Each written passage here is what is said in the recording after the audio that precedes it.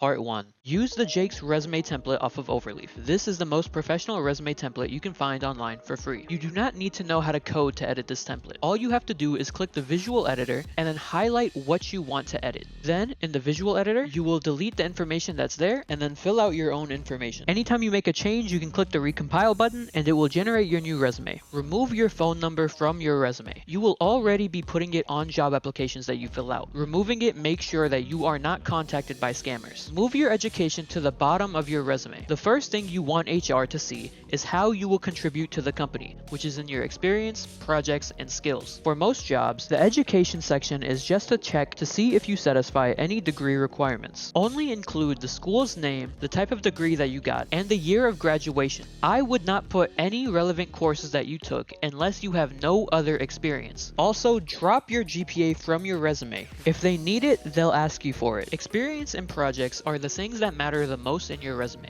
If you've got no experience, your project section will be your substitute, so treat them that way. For experience, ensure that you cut out anything that is not relevant to the job that you're applying to. If you're applying for an engineering position, they do not need to know that you worked as a cashier at Walmart. You want to state the company you worked at, the job title, and the start and ending dates. At your own discretion, I would suggest that you use this part to make yourself look favorable. For example, I worked at a company that was a contractor to a bigger company. For this example, let's say Amazon. So when I listed the company name, I didn't list the company I worked at. I listed myself as a contractor for Amazon. Next, the job title I was given didn't really match the responsibilities that I performed, so I changed the job title to match my actual role. Then, for the start and end dates, try to minimize any unexplainable job gaps. You could have the most understandable reason why you had a job gap, but they do not care, and you will be looked at unfavorably. If you have a job gap, say that you are going to college or that you are getting certificates, and if you need to, just lie. Just make sure that you have your story straight before you go into the interview. Now, the main part is condensing all of what you did at a job into just a couple of bullet points. The best structure I can give you is that your first bullet point should be a high-level summary of what you did. High level meaning that most people can understand the explanation, even if they are not in the field. The second bullet point and forward should be a bit of a lower level summary, getting into specifics of what you did and using buzzwords that are in your field. For people in tech, I would have your last bullet point just be whatever your tech stack is. After that, you want to sprinkle in metrics. Give ballpark estimates for how you improve things. If it seems fake, it's because it is, but for some reason, in my experience, HR eats this up. You want to have projects that show that you have some skill and some dedication to the field that you're trying to enter. This will look different for each field. The best way to brainstorm project ideas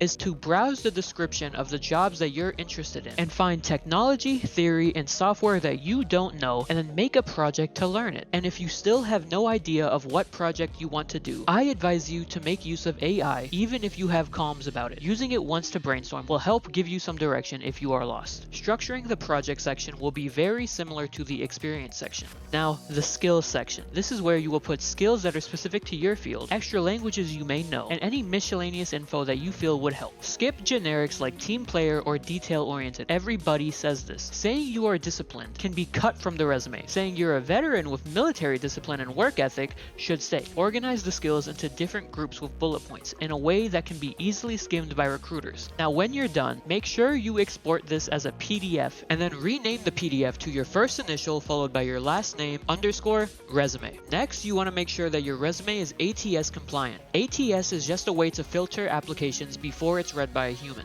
You can use ATS checkers online, but I would suggest that you use AI to help you refine your resume. Paste the job description of the job that you want with your resume and then act like a recruiter. Get the strengths and weaknesses and then figure out how to refine your resume. Maybe you're missing a couple of buzzwords, or maybe you're missing a certain skill that they're looking for. It's a good idea to keep multiple resumes for different types of job applications. For example, I had 2 different resumes. One that was focused on web development roles and another that was focused on AI roles. And that's the no BS guide for making your resume. This will not get you a job. This will get you into the interview. So lie at your own discretion. Should I use AI to write my resume? No. You can use AI to write a skeleton, but do not send it as is. They see hundreds of AI resumes a day. You will not get past them with slop. If you do want to use AI, I recommend you check out my job video, and then if you want, check out my video on AI misuse. Next video is going to be about AI therapy. Video after that will be how to interview well. Other than that, leave a like if you liked it, and bye!